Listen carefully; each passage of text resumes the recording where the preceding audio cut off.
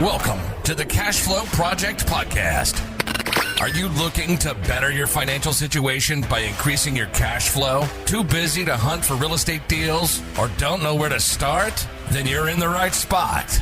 Join us as we dive in and talk about investing for cash flow using multifamily real estate. Welcome to the Cash Flow Project Podcast. I'm your host, Steve Fierros of Tri-City Equity Group. Today we have Hadar Orkibi on the show. With me is my co-host, Vince Gattings. Hey, Steve. Super excited for this show. Hadar is a co-coach with me in the Jake and Gino community in the Wheelbarrow Profits Academy. Very knowledgeable on asset management. We have a lot of the same, very similar minds and thought processes of how we work through problems and the systems we set up. Both of us started long distance investing. So the way we solve problems are always through the lens of being a long distance investor. So it's always great to bounce things off of him and see his perspective on how he's solving very similar problems, how we solve and deal with problems that we have, or look for opportunities in our deals and in our processes as well. So definitely a lot of good information. Just a couple quick hits on that. We're going to talk about the importance of like lender relationships, stress testing, KPIs for asset management, and just takeover process acquisition. And he has this 5-step plan through his project with Marco Barbaro. And it's the 5-step process that he has in the MIH Mastermind. So he's going to hit on that too, which is also a lot of golden nuggets in that as well. Back then in the early 2000s, real estate was quite cheap here. The exchange rate from the US dollar to the Kiwi dollar, if you like, was very attractive. You can get good bang for your buck when you're buying a house. We couldn't believe what we can get. So we decided to immigrate, and I decided to continue with my passion to real estate, which started growing through seeing back in the early 2000s what really was going on. Globally, real estate became on the upswing from the last boom, if you like, in the early 2000s until the global financial crisis. I started wholesaling, started building some deposit. When I mean wholesaling, I did a lot of assignments, contemporaneous closing, which is double closing, and gradually got up from deposit and I started flipping houses to make more money. You know, when you buy, renovate, and sell, you make more than 5, 10, 15,000. You make 50 or 60 or 70 or 100, because the numbers of the prices of houses in New Zealand are higher. We don't have houses here for like 30 grand, 40 grand, 50 grand. Like, it's more like Hawaii, if you like, more like Boston, LA. Now the market really matured. Later on down the track, I started building my own portfolio. So I bought some small multifamilies and commercial real estate. And about 4 or 5 years ago, I got to the point when my portfolio appreciates significantly, but I'm really in a position that everything else that I want to buy will produce a very low cap rate, very low cash flow returns. So as an American citizen, I started researching the market, researching education options, and I I found Jake and Gino, which Vince and I both coach for, and became educated through Jake and Gino. I met with Gino in St. Augustine. I done my market tour to decide which market I want to invest, but I made the point to visit Jacksonville, Florida, which was back then very interested to me, and met with Gino and really started to slowly get my feet wet. After completing the education, I bought a small multifamily and gradually started investing and sourcing and applying my wholesaling strategies and knowledge to take down opportunities in the States, and gradually started building a portfolio. Now I still coach for Jake and Gino, but I also facilitate the MIH Mastermind with Marco, as you can see here, which is Gino's brother. And we by taking down some opportunities, we're buying, for example, we're going to close on a 20 lots mobile home park in Nashville this month. And since then, I bought another 45 units in my market in Arkansas late last year, which was a great value-add opportunity. And, just really full-time concentrating on the States for cash flow. But also I have a flipping business in New Zealand, which is doing very well. And I'm kind of managing it, quite kind of remotely. I got boots on the ground there and I've been doing it for nearly 20 years now. So It's semi-automated, so it doesn't require a lot for me, but it does generate the significant of my W-2, if you like, in New Zealand. That's how it's structured. That's awesome. I mean, what a background. You've got such a unique, I think, vantage point. I mean, for one, being so much experience internationally, traveling, kind of getting a feel for different places around the world. I feel like that's an experience that a lot of, let's say, Americans don't necessarily get or appreciate. The opportunities that are available here. Of course, listening to any local media now, it's all doom and gloom, and but there's so much opportunity here. And I always feel like it takes that kind of outside perspective, unless you're very intentional about seeking out that opportunity, to understand that. So you mentioned, I mean, obviously you've got hands-on in a few different places. Where are you actually based out of right now then? Now I'm currently in New Zealand, in the South Island of New Zealand, which okay. is yes, which is there's two islands. So the North Island is more populated. There's let's say 3.5 million people live over there, and the South Island, it's the one that they filmed most of the Lord of the Rings, and it's very spaced out, and there's a lot of scenery, and it's beautiful, and the adventure capital of New Zealand, which has all the bungee and all the attractions there. That's an hour for me. It's Queenstown. So yeah, the South Island's got only like a million and a half people now, and it's very, very relaxed, very nice, very safe place to live. But I always I always been investing out of area. So even in New Zealand, we've been in the South Island since we decided to settle down and buy a house here. I was settling in the South Island in an area in a small town with 4,000 people. So I was basically self-educating myself how to invest out of area. I basically had to adjust and learn to build teams and be prepared to travel and be good communicator to brokers, to potential sellers in order to create deal flow. So, it just came quite naturally for me to scale up and move to investing in the state.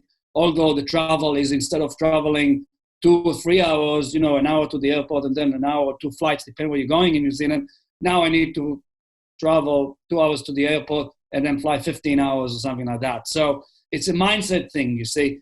But once I decide, I was preparing to go all in and spend some time in the state. Each time I go to the state, I stay there for at least 2 or 3 or 4 years. If I got a deal there and I need to work on it, and for example, in my latest deal, I had delays in closing. I just keep pushing my ticket out and extending my stay. And, I'm doing it for my family. I'm doing it for better opportunities for my family. My whole purpose is to create a cash flow machine, if you want, in the States. The cash flow in New Zealand is good. I got properties which are unencumbered and there's no mortgage on them. And some of them are generating good income. But if I want to grow that asset base to a level which will be really long-term generational wealth for my family, I had to go and buy assets which are generating significant cash flow with relatively favorable funding and financing terms as well. Because in New Zealand, especially in my market, which really matured now after nearly 20 years of investing there, like I said, they are like Boston, New York, Seattle. The cap rates are compressed. The median house price in Auckland now, it's $900,000. So if you want to buy a duplex or a triplex or a quad, which is the majority of the multifamily in New Zealand, that's what they are. There is no purpose-built apartment communities like we have in America, which is a very unique point and opportunity to invest in an asset which is very special offering, if you like. So if I want to do that, I really need to fork out a lot of down payment, a lot of money with low yields. And not only that, the government in New Zealand wanted to cool up the housing market. So they introduced a micro-prudential tools, which is specific tools to cool the economy. Things like, especially the real estate sector, things like loan-to-value restriction. Up to about 2 years ago, they reduced the loan-to-value to 60%. Oh. So that means if you want to buy an asset, you need to bring 40% down. Now, if a house costs $900,000 in Auckland, which is where the growth was, the demographic positive outlook, then you need to bring, $350,000 to the table just to buy a house. Mm-hmm. So you don't get enough big bang for your buck in New Zealand, especially for cash flow. So my money can go much further when I go to the US. And being not based in the US, like you alluded to, we see things a bit different. We are not complacent, perhaps. We got the immigrant mentality in terms of coming and really seeing the things they are and seeing the opportunities and working hard to achieve them. Yeah, no, that's. I think that's actually super, super vital. And it's one of the reasons that I think a lot of people don't do, especially Americans. They just take for granted the opportunities that they have. Because even just hearing that, like, Vince, as soon as he heard, 60% LTV, like, we understand the value of being able to apply some leverage, to deals, to, just like you said, to kind of make your money go further, to give you some more bang for the buck. I mean, that's nuts. But, having traveled to some of those, I've got family in Australia. I've been to New Zealand, beautiful place. But yeah, you come to experience, it's not all the same everywhere you go, especially when it comes in terms of real estate. The process is different, the rules kind of play different. And I think we take it for granted a lot of times as U.S. Citizens, or not even U.S. citizens, but just residents, right? Like, people just here. So it's like, okay, listeners, make sure you're taking advantage of these opportunities. Please do not think that these are just dime a dozen everywhere. It takes a lot of effort. It is a very, just like Hadar mentioned, it is like a special offering when you can come across, a nice cash flow producing deal. So don't take that for granted. Yes. One of the really, really exciting thing for me, Steve, is that the lending environment in the US, if you get it right and you understand how to operate it, which has been forming those relationships with those community banks, it really opens a lot of opportunities for you. Because you see, in New Zealand, for example, we have 4 or 5 major banks, which they're all like Wells Fargo, Chase. There's no personal relationship. It's like a big corporate, and they're all owned by Australia as well. Mm-hmm. So gone are the days in New Zealand when you can go in, shake the hand of the manager, and get a loan, and it's based on a personal relationship. In America, it's still there, and those community banks, they are still relationship-based offering. They're still relationship-based businesses. And I found it really, really, really great to work with. So if you build a track record with them and they like you and they see that you're a professional and you know what you're doing, and you start creating a profile with them and build credit with them, which we teach as well how to do. The first thing, if you choose a market, you want to get in, and once you start deciding that you go all in, you want to open a bank account with at least 1 or 2 community banks there. So you stabilize those relationships. You took a secure, you should take a credit card, even if they don't want to give you one, get a secured credit card, put $1,000 in, get a $500 credit card on, and put a $10 or $15 payment subscription for some online publication. Or what I suggest always to do is put an online subscription for like the local business journal, email to you, and you keep building a track record of paying your bills, and you're building a FICO, and you're building, a good track record with that lenders. And it's really, really great, because once you got the track record, they'll help you out to grow your business, especially when you get a hairy deal, if you need a bridge loan, or if you got a deal with a lot of value add. Anyway, you can't go to agencies. So you need those relationships in the market to help you to take the deals down. Very, very important. Yep. That's great advice. And we just spent, doing some due diligence on property in El Paso. Yeah, we did exactly that. It's local community bank. Went and sat with, with our contact there. And like, just like how you said, it's not like, and I guess in New Zealand it'd be like NZB or, some of the bigger, just banks, right? You can't go and just shake their hand. I mean, we literally went and had lunch with our banker, like we got a chance to go and kind of sit down with him, and, he's willing to take the time to be able to meet with us, which is awesome. Yeah. And they pay for it too. Oh shoot, I paid. I was going to say, we treat man. They always pay for my lunch. I guess we're not buying big enough deals, I guess, yet, Hadar. Yeah. No, I don't think. I don't know what it is, but in my case, he just took the card, and I say, "Well, pay." No, he's happy to pay for it. He's got the bank's card. I typically pay for like brokers and handyman and my other people on the team, but so far I just had the lenders. They paid for some reason. Nice. I remember that next time I go to Texas. It's that smile right there, Hadar. They're like, "Oh, I got to buy this guy lunch." I had the deals, guys. My last deals, the 47 unit, I had 3 or 4 banks telling me they're going to fund it. One of them took me and my buddy Cole for lunch.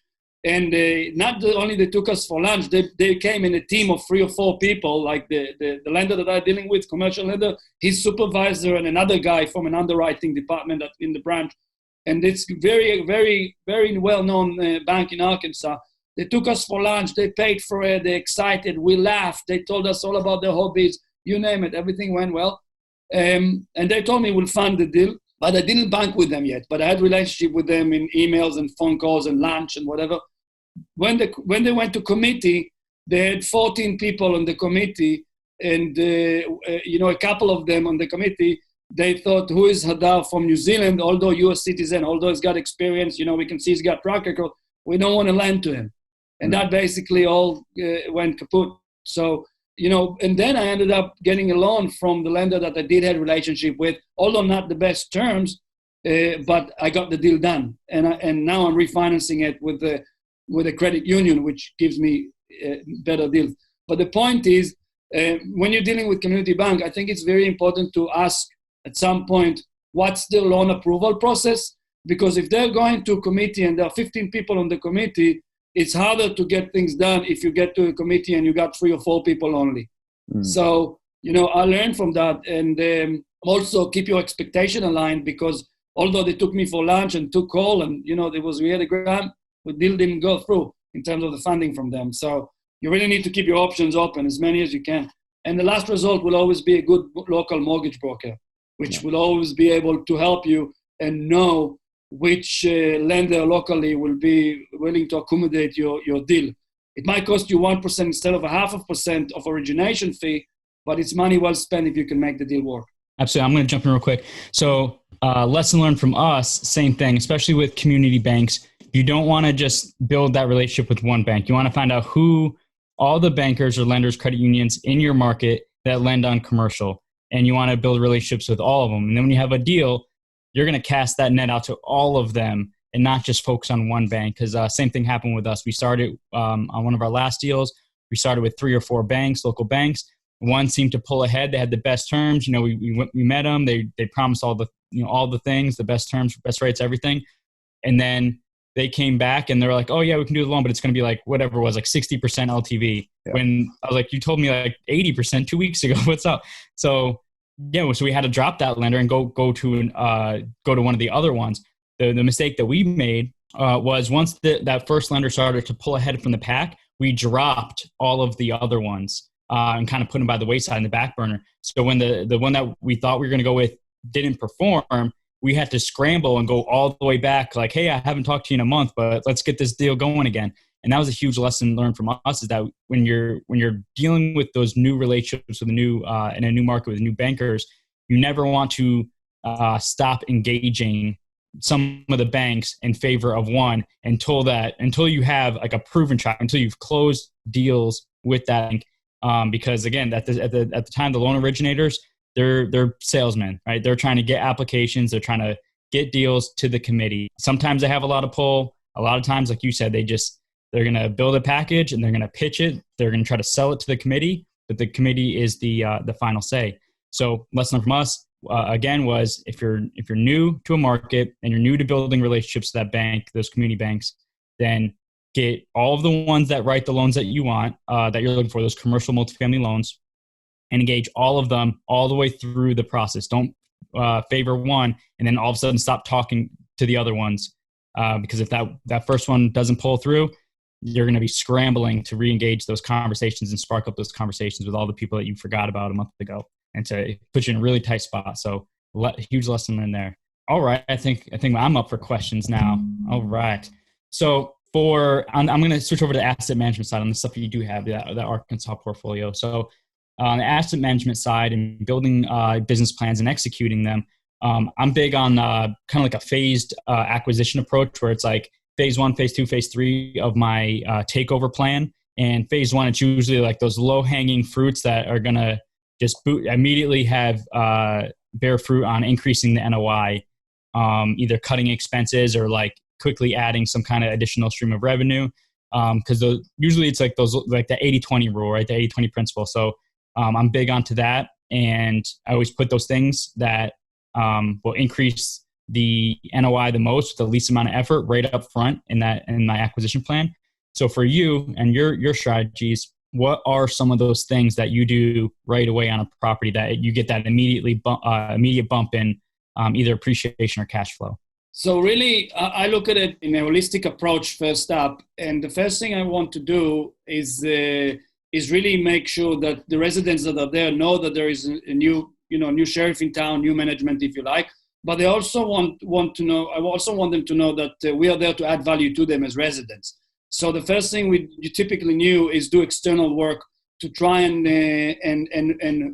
tighten in the good residents who are there. We want to make sure they stay, and we want to make sure that we're adding value to them. So it's kind of preparing the ground, if you like, to a rent increase. So we get in, we do fencing, we do landscaping, we do picnic table, we do dog park, we do a curb appeal, we put signage, we do whatever we can to show that we care, and we are starting to roll in, if you like, our service, our vision into the property. Following to that, if there is an opportunity to implement RUBS, we will implement RUBS if there is an opportunity. So that will be a straightaway opportunity to reduce your expenses. Second to that will be really doing a lease audit and seeing who of the tenant, depends, how much they're paying and how much if they're below market, which is my favorite, is basically to find apartments which are well below market, what we call loss to lease. Mm-hmm. So we would like to give them notice to increase the rent. But, typically I will target vacant units first and residents who within the next, 2 or 3 weeks, we have a feeling that they are not performing as somebody we want to have in the community. So if you start having delinquencies, if they look a bit rough and we just see that they're paying very low rent because that's all they can afford, and they live in an apartment which is really not kept well, we will try to basically turn them over and get rid of them. That would be the best outcome for us. So that's really all we do in terms of straight away, and then we just see. Depends on the property. What kind of repositioning plan do you have? Whether you have an option to introduce cable contract, or whether you have an option to offer other services for fees, like including pets, or getting a non-refundable pet deposit, pet rent. We found that to be kind of adding to the NOI. But really, it's focusing on resident retention, improving the demographic of the property, and increasing the rents to market. That is really the three main core things that we implement the easiest straight away. Nice. So one of the things you mentioned was looking at your tenant base when you take over. That's one of the things that I focus on heavily too.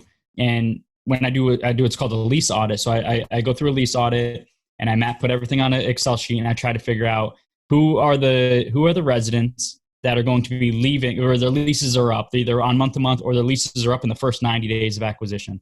And I'm going to be like laser focused on their performance. Like, are they bad tenants? Are they late? Look at their late history, or there any kind of complaints in the whatever notes that the prior management had in the system.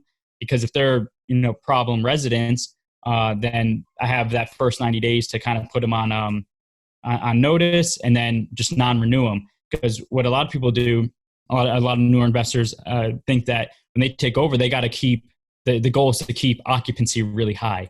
So they get over and they're like, okay, well, we just took over the property. We can't show occupancy dipping. We got to keep income, the revenue high. So they just auto renew everybody to get the property stabilized really fast. And what they end up doing is they end up shooting themselves in the foot, because they end up renewing a tenant early on in a resident early on in the project that they probably should have gotten rid of. And now they're stuck with that person for a whole year, or have to evict them, a costly eviction down the road. So I'm really focused on that first 90 days of who all has leases coming due, who's on month to month, what their performance is like. And that's the first part. The second part is, as you mentioned, loss to lease. So during my lease audit, I look at, okay, of those first 90 days of residents that have the potential to move out because their lease is about to expire, how far off is their contract rent versus the market rent? Because if it's like $50 or more, actually I have a conditional formatting in my sheet to where it'll automatically turn those residents red, because there's a good chance when I give them their renewal and it's, $50, $100, $150 more because we're bringing the rents up to market, that person's going to choose to leave. So on the asset management side, I'm not removing these people. They're just going to choose to leave because maybe they just don't want to spend that much or they can't. But either way, they're going to leave, and I need to budget for those at-risk tenants. I'm like, okay, there's 10 people here that are $150 under market. There's a very good chance that they're going to leave once I give them their lease renewal at, whatever the new rent is, $800 or something like that. So I will make sure we have an extra bit of budget for those turnover expenses and for that vacancy that we're going to incur. And it's really, really important when you're building your business plans and your acquisition plans for asset management to look at those things, because I think it's one of the areas that a lot of investors end up shooting themselves in the foot their whole first year, because they just they hurry up and try to renew people that probably shouldn't be renewed. And then their loss to lease is, higher than it should be. They got tenant problems that they probably should have got rid of just because they want to keep occupancy high. Yes. So those are some awesome points. I would like to just add to that is that, first of all, this is one of the reasons that we like to work with community banks when we buy assets that need stabilization, because you're not restricted to 90% occupancy for 90 days and all that's Freddie, agency debt requirement, Freddie and Fannie.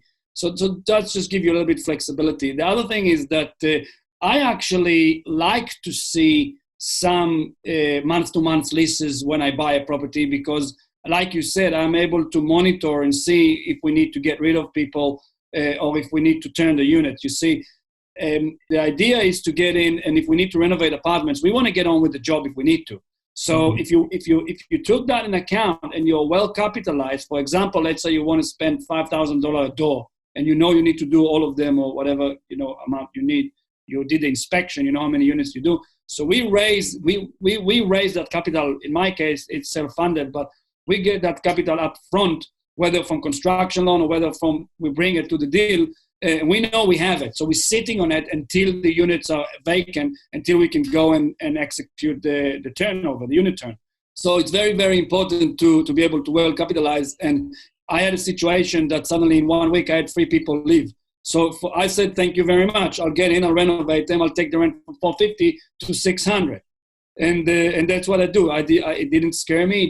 I didn't feel any. I was happy about it, because that actually allows me to execute my plan faster. And now it's been almost a year on the dot. It's actually less than a year. I'm already applying for a refi with the credit union that rejected one of my when I wanted to buy this deal. But now they're all over me. Like, they're going to give me 25-year amortization, good interest rate, and I'm going to pull, hopefully, touch wood, I'm going to pull $500,000 out, which is all my money plus extra, and it's going to cash flow the same because of the amortization, which is going from 20 to 25, and because the interest rate is going from 5.5 to 4.25. On that point, and what you mentioned is what we call the future vacancies. When we're looking on a deal and when we're actually managing a property, even long term, we always look at future vacancy. It's one of our KPIs, key performance indicators. We want to make sure, like you alluded to, which property are getting vacant or potentially going to be vacant and when. So we make sure that we do notification, which I'm using what we call it's called an ad reminder. It's a little add-on that you can add for Google Sheet. So when we have the lease audit, create a sheet, and we have all the residents there. We have lease start, lease end. If it's month to month, it's month to month. The rents they're paying, and we put notes as month. Hey, she was late before on the rent because of COVID. She'll catch up next month. So we put the notes. But more importantly, we give 60% notice to me, my assistant, my property manager, the property manager assistant, 60 days prior to expire of fixed leases, so we can approach the resident and ask them, hey, would you like to renew? Then we know when we are going to need to turn this unit if we will need to. Very, very important, because it's risk mitigation, really. You're mitigating your risk of vacancy. You can plan ahead. So future vacancies is a very, very important key performer indicator. I absolutely agree. Good stuff. All right, let's switch gears a little bit. So I know, and I'm in the same thing, we're in Hawaii, right? So I always get asked, like, how do we do long distance investing? And it must be so hard and all those things. So I'm going to flip that and challenge you to like, what are some of the things that investing in the US from New Zealand has actually made you a better investor? And I have a couple of my own takeaways on that question, but I want to hear yours first. So what things, has investing in the US from New Zealand has made you a better investor? That's a question that nobody ever asked me. So thank you for asking me. I think that it's really improved my asset management skills, creating systems. There is a lot of things that I learned through the process as we go, because I had to create my own systems. I had to learn the difference as well, how things ran in the States than they're running in New Zealand. There's quite a few differences with the legality, with tenant roles, with many things, and the way things are run. Here we have in New Zealand, we have the Tenancy Act, which is basically a set thing for the whole of the country. There is no different rules in different states and all of that, and it's a bit more pro tenant than like the northern state. There's no rent control or anything like that, although they introduced it temporarily for COVID. But you kind of, there's rules, and there's rules for everybody. And this, in America, there's different rules in different states. So learning that, getting familiarized with different ways to do it. But I think it's mainly to answer your question, to do with the systems and processes I put in place. That's mainly and it makes life easier long term. So that's the main thing. And that's exactly where I was going with that. So, and from my perspective, and you'll get what I'm saying here, is that like, I've always been long distance investing. Because I'm in the military, so I had to start my entire investment career, my real estate career, with me not being there. So I had to like build the systems. I had to like, okay, how am I going to handle this issue? How am I going to handle this issue? And it forces you to build your systems, build your processes, go down like these rabbit holes of what ifs, so you can solve problems that haven't happened yet, because you can't click the easy button like, oh, I'm just going to hop in my truck and drive across town and fix this, thing that happened. You don't have that option. You don't have that luxury. You don't have the easy way out. So early on, like I had to force myself to create these things to be successful. And now as I mature those systems and processes, I can see the fruits of that labor, because now things are just like, it's so much easier as I'm scaling, where when I used to go to meetups, and you'll see what I'm talking about, you hear a lot of people like, oh, well, I got a small portfolio, 20, 30 units, but it's killing me. Every weekend I'm there, every I have no time. I can't go on vacation, because they didn't build themselves a portfolio. They built themselves another job. So now they're like in this thing 10, 20 years, and now they're trying to like reverse engineer and try to like build the systems then. And I think, and get their own freedom back and try to hand those processes off, or create the processes to hand them off. And I think that's a big advantage for us, because we didn't have that luxury. We had to develop those first to even remotely be successful. So I think a lot of people that have to do long distance real estate don't think like that. They think, oh, it's just too hard. I can't do it. I'm not in the market.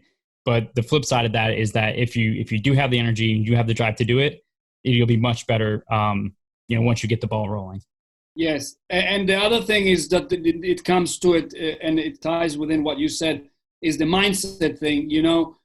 That's why there are third-party property management companies available for people to use. So as long as you know how to vet them, which one of the criteria is, the best criteria is to get referrals, that solves, I would say, just 50% of your problem.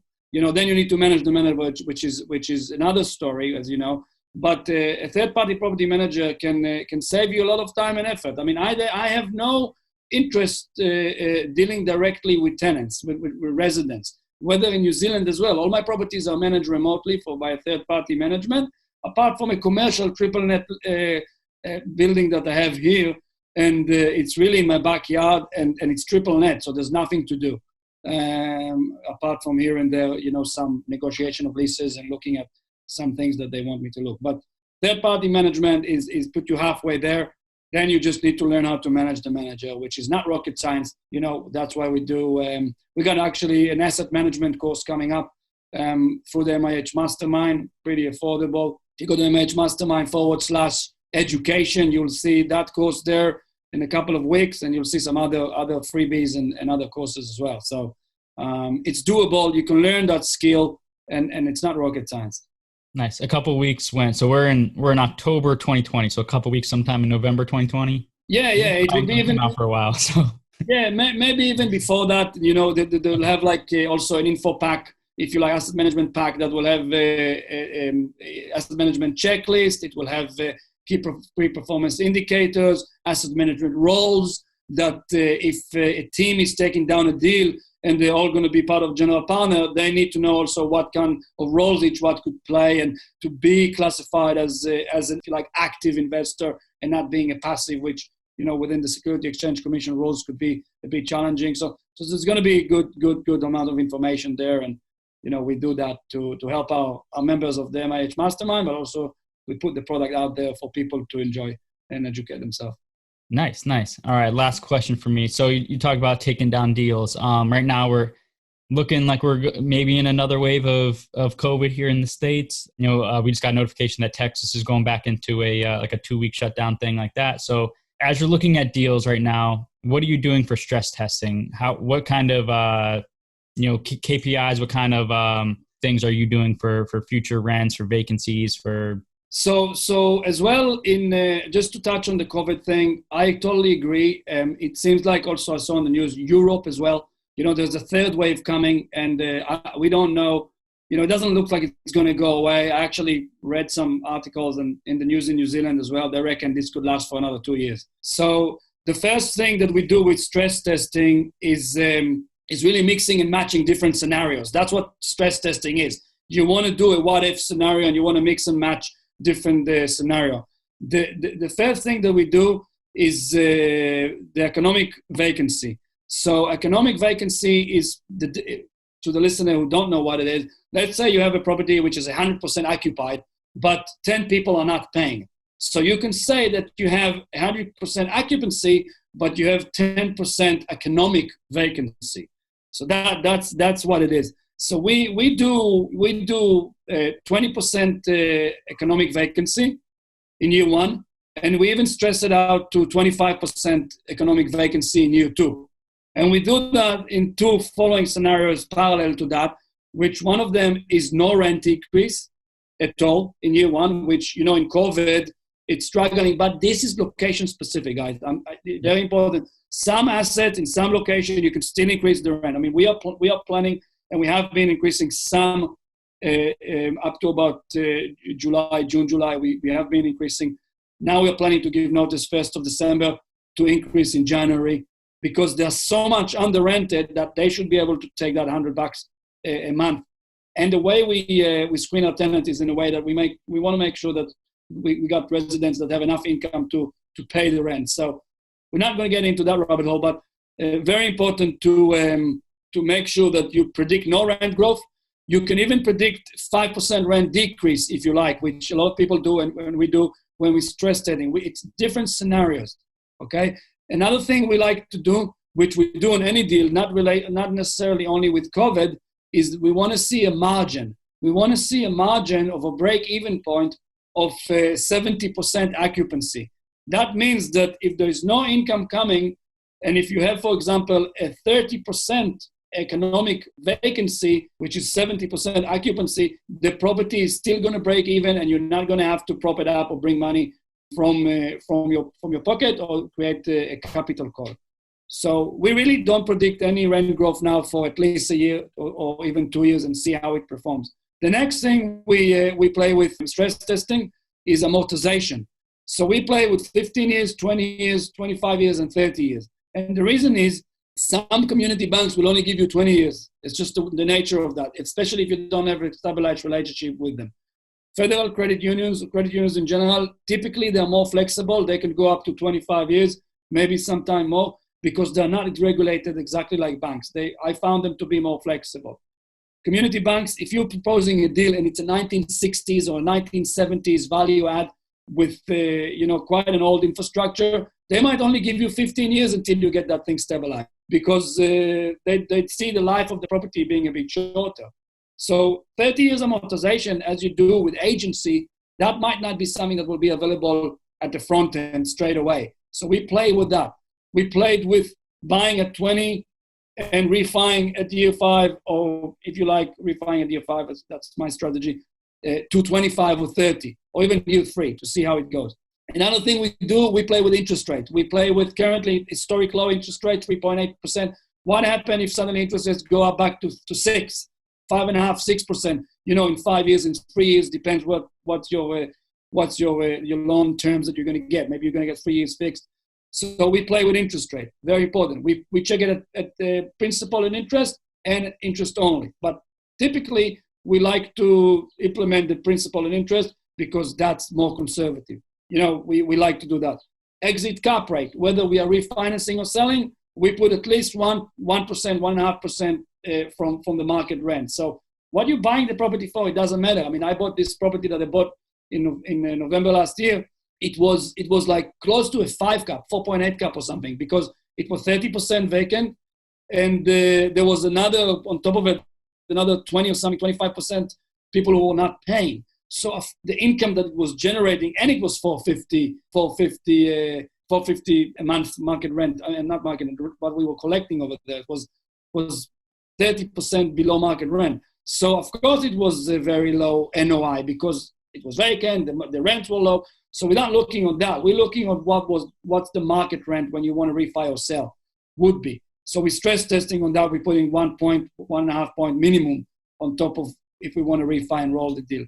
And the last metric I'm going to mention is once fully stabilized, how would it perform with 100% financing?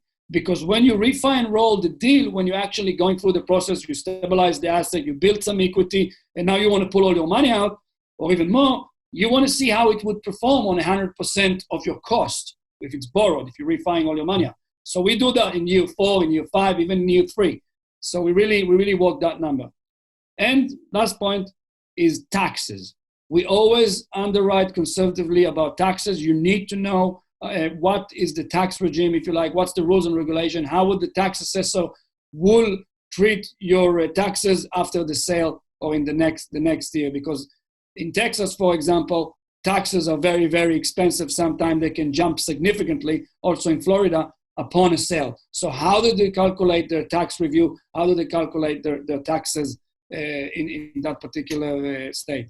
So we can I should have just started with that question, and we could have just did a whole show on each one of those. All of those are absolutely important. One of the best strategies, so we do the exact same thing for us as well.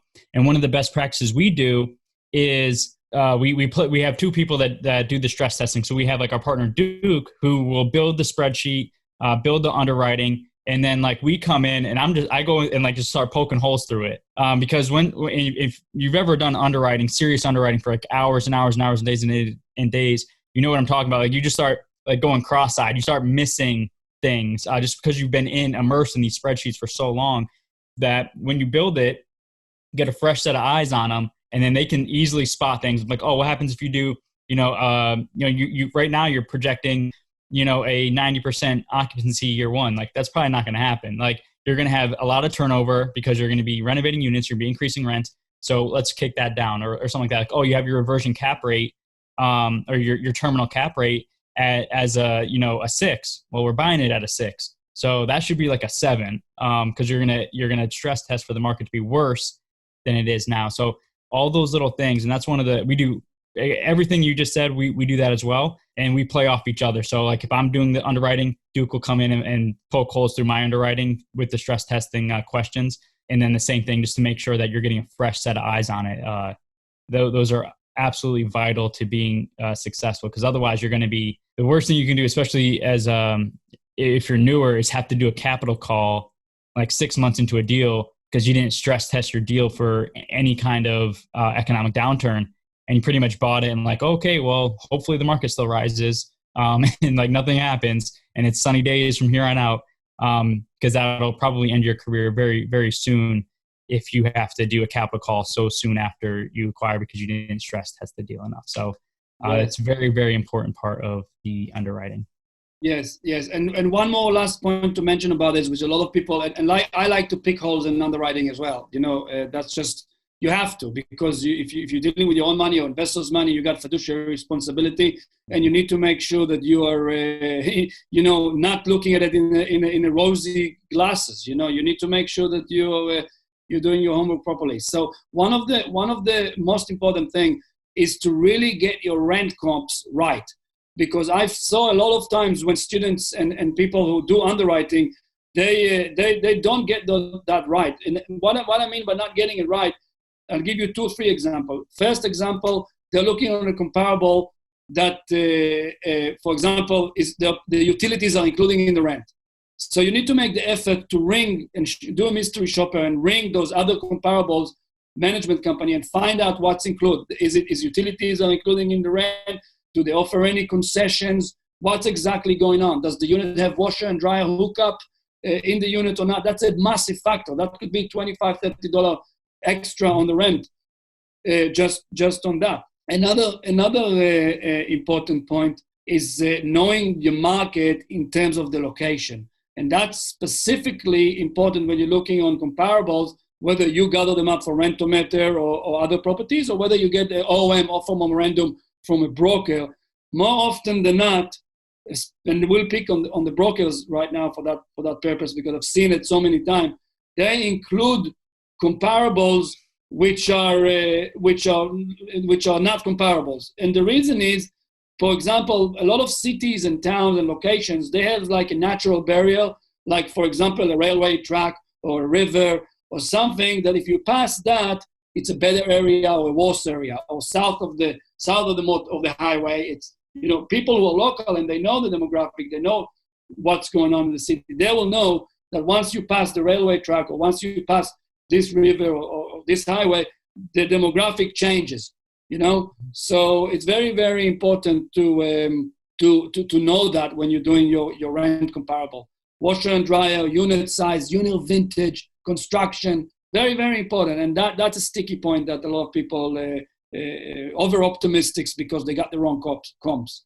Yeah, absolutely. And you said the best way to do that is secret shop.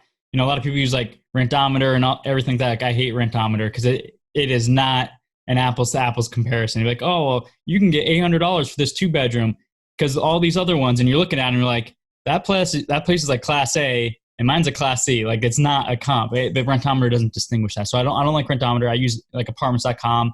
That way you can see the pictures to see like, okay, is this an actual like comp? What are the amenities they offer, like you said? But then the final thing I do is secret shop and then ask my property manager and like, hey, go walk the place and let me know what you think the rents could be in your experiences. That's, again, back to the point earlier of picking a really good property manager, because they should be able to help you out with your rent pricing as you take over a property. So, but yeah, the secret shopping, that's the ticket right there. If you're not secret shopping, then you're missing out on a lot of things, because you can see a lot of things with the property you're buying, inefficiencies with their management by secret shopping it, but then also seeing your comps on what they're doing right or wrong by secret shopping it. So definitely a vital part of the due diligence process. Yes, and another point on this, which a lot of people don't know, and we just experienced on a property in Florida, is does the asset, whether the one that you're comparing to or the one you're looking to buy, does they have any like, for example, rent increase restrictions? Maybe it's low because it's a hard construction loan that they talk, and they have to be affordable housing. They can't increase the rent to a certain level for many years. Maybe that's the case. We looked at properties in an area in Florida, and the rents were like ridiculously high, but they had some kind of an arrangement, which we digged in. We did mystery shopping. We digged in, and we found out that they had an arrangement with a local elderly people housing committee in the area that were just willing to pay them rents which were way above market rents, significantly above $75, more. It's significant. So if you have to find those things, because if you don't and you're relying on that, you're not going to be able to implement your strategy. You're not going to be able to have a value add, and you're not going to be able to have a good deal because your assumptions are wrong. That's definitely key. And you called it about even with like calling out the brokers too, right? Because it's like, at the end of the day, they're still salesmen, right? They're still trying to get the deal done. So, it's not necessarily they're trying to be misleading, but, that's still up to us as buyers and people in the transaction to do a due diligence, right? That's just an active piece of it. And just like you called it, you got to dig in. So that's great. Well, as we kind of wrap up here, Hadar, we're going to jump into our fire round. And so, we'll just kind of ask you some kind of rapid questions here, and we'll just give you your candid response. And it's been an awesome show, though. There's been tons of gems here, so it's a great episode. Thank you. All right, so what for our audience here? What's the best book that you'd recommend other than Rich Dad Poor Dad? Yeah, I read a lot of books. So I can't really say which book is the best book, but I'm very strong on mindset. And each person, within their journey, they need something else in a different time. Like, I can read a spirituality book. I'm reading The Honeybee now. I'm thoroughly enjoying it. It's great. It's simple. It's great. It's by Jake and Gino, The Honeybee, for example. So you know what? I'll plug this because you can read it. See if you got it, Vince. You can read it. You can read it, and you can give it to your teenage kids as well to read it. It's really, even us that we have multiple streams of income, it's reinforced what we know. It's reinforced how you build passive income. How do you actually need to become an expert in your field and try and be vertically integrated, meaning that you have one stream with many branches going off it that all relates to each other. The Honeybee. There you go. I'm really, really enjoying it. Mine's a scientist, no big deal. Oh, like you. So I like to plug that. I'm really, really enjoying it. Flight Edge by Jeff Olson is another great one. Is a bit about mindset, what you need to do to change your life and make live a great life and make a difference and really grow. Slight Edge by Jeff Olson, and that's all for now. Awesome. Nice. Oh, that's very good. So next question: what's your superpower? My superpower is, let's get straight into it. I think asset management with real estate is asset management. I think asset management is what I excel with. But I'm also would like to mention that one of my superpowers is positive thinking and gaining clarity and staying focused. And it's something that I developed. It's not something that was always like that. But the more, you mature as an investor and as a person, it's not something that we work on. It's something that really benefited me in the last few years. It's being able to focus, being able to see where we want to go, how to go, and how to make it happen. Oh, that's great. That's huge. Yeah, and that's I like the fact that you mentioned that it's a learned thing. That it's because everybody kind of assumes, okay, well, hey, it's your superpower.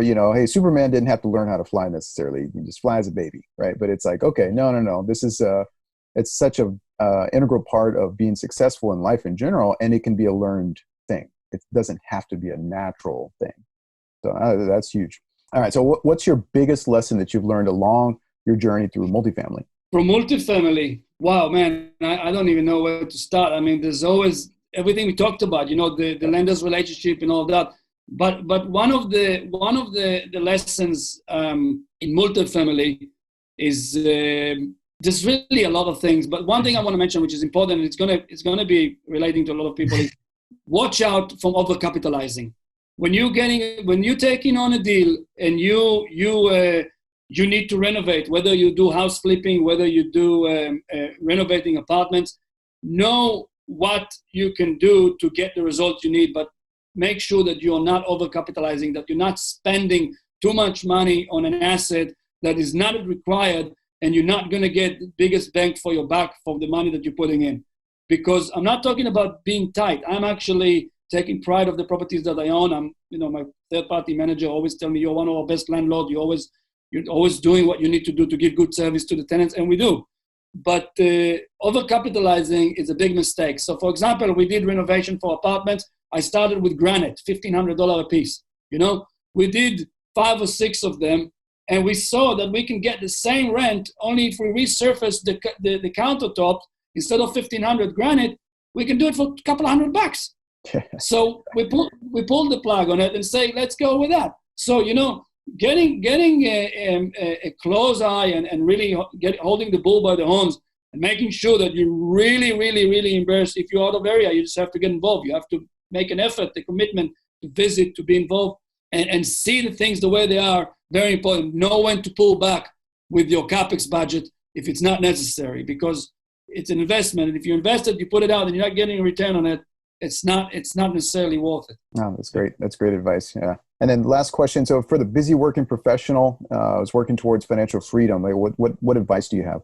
Oh, that's a very good question. And I can give you a brief of my 5 elements of successful business that we teach in the Mastermind, if you like. I'm not going to go a lot of it, but the first thing which is very important is focus.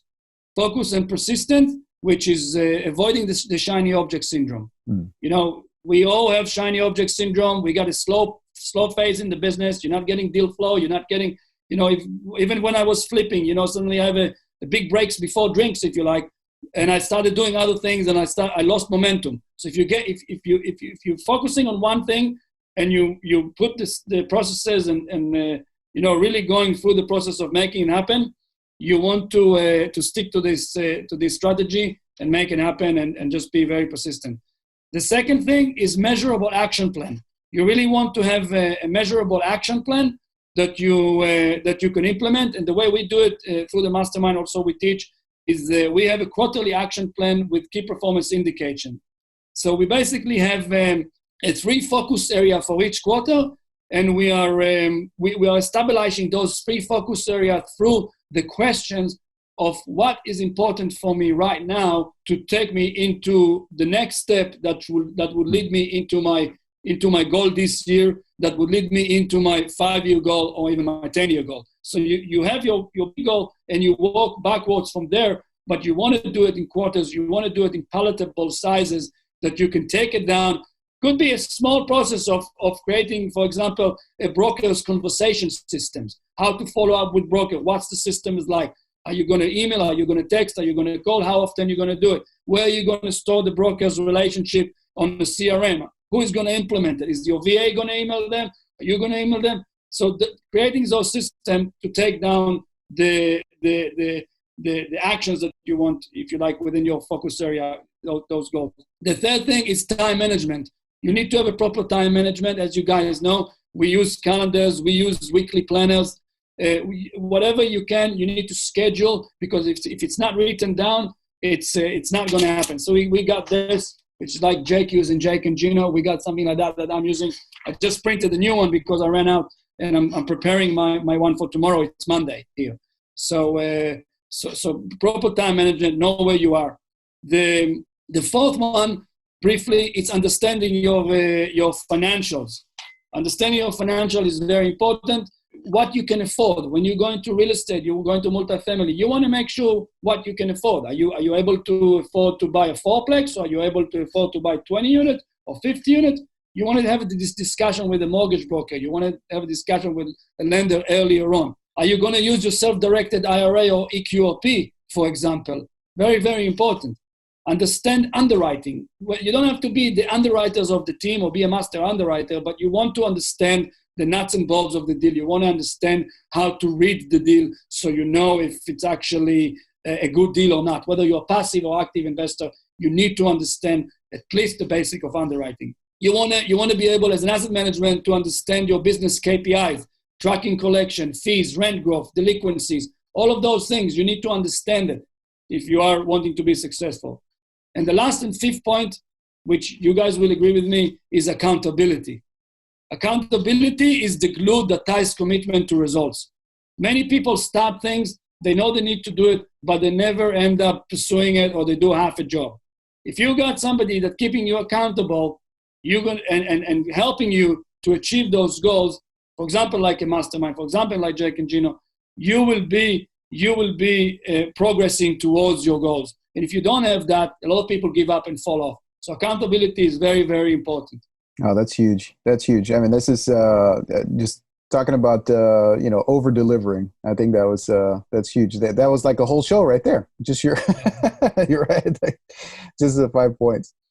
Well, it's been awesome. Yeah. Having you on, Hadar, and I'm sure like there's like that, you've got your site, and we'll definitely include all the links in the show notes and whatnot, so people can kind of follow up and get some more information from you as well. How can people reach out to you, just so we can have that for our listeners? People could jump on the MIH Mastermind website on the Contact Us page and can just submit a form there. If they want to contact me, just send it to me. It's just me and Marco there, so we will be responding. Or if anybody wants to, to give us a ring, they can call me on 501-251-8201. That's my cell phone in the States. And you can message me or just call me. So no problem. And I appreciate you guys having me on the show. It was great to see you. No, and thanks a lot. No, that's absolutely awesome. Thanks for coming to us from the future of Monday, and it's Sunday there, and it's Saturday here. Right? Yes. Yeah. Yes. Awesome. I'm a day ahead. It's amazing, but it's a good time difference. So it's a good for us. We're both in the morning, so it's not a problem. Nice. Well, we definitely appreciate your time. No worries, guys. Have a good day. See you later. Yep. Thanks you. Thanks, Hadar. Aloha. All right. So that was an awesome show, Steve. I told you it was going to be great. Hadar all the way from the future, because he is a day ahead of us. So he came from the future to drop some golden nuggets on us. I told you the things, the biggest things I took away, again, with those, the stress testing, those KPIs, that is absolutely vital to not skip that step in underwriting. If you think you don't have the discipline to do it yourself and to do the due diligence properly when it comes to underwriting and stress testing, make sure you have a partner that can help you. Like I said, in our team, that stress testing is a 2-person project. We have one person that creates the pro forma in the underwriting, and the other person looks at it with a fresh set of eyes and pokes holes through it and asks those stress test questions of what happens if we can't raise rents? What happens if economic vacancy increases to 30%? What happens if the terminal cap rate goes up 150 bips or something like that? Like, will this deal still perform? Will we lose our money? Will we preserve our investors' capital and our capital? So it's very, very important. Do not skip the stress testing test. Definitely things on asset management. When you're building your portfolio, it always has to be from the lens of systematizing and creating processes and standard operating procedures for handling every aspect of the job. Because otherwise, like I mentioned, you're going to create yourself another job instead of gaining financial freedom for you and your family. And you're going to defeat the whole purpose of why you're investing in real estate to begin with in most cases. And you're just going to end up creating another stressful job on top of the W-2 you're trying to leave anyway. So it's definitely the wrong way to go about it. Always go about it when you're building your portfolio with the hat of an asset manager, is to create the process to where you're not going to be directly involved for every decision and action that needs to be taken. Okay. And I think that is the biggest ones I took away from this call. What about you, Steve? Yeah, no, he had lots of great gems, and you've got to make sure this is probably one of those ones you want to go back and listen to multiple times. Hadar definitely shared quite a few different gems with us, and so go back and make sure you go back with a pen and paper and write down plenty of notes, because he's shared quite a bit of wisdom with us. So if you found value in this podcast, please subscribe so you can get in touch and stay up to date with all of the latest episodes. We'd also love it if you give a rating on Apple Podcasts or Stitcher, wherever it is that you're listening to us on the show. If you know anybody who might resonate with today's message in our podcast, then please share the episode with them. If you want to connect with like-minded investors, whether you're here locally in Honolulu or really anywhere in the world, just like Hadar is in New Zealand, make sure you connect in with us and are joining our Facebook group, Honolulu Multifamily and More. It's a mouthful. If you're interested in connecting with us directly, go ahead and go over to tricityequity.com to learn more. See you next time, guys. All right. See you, Steve.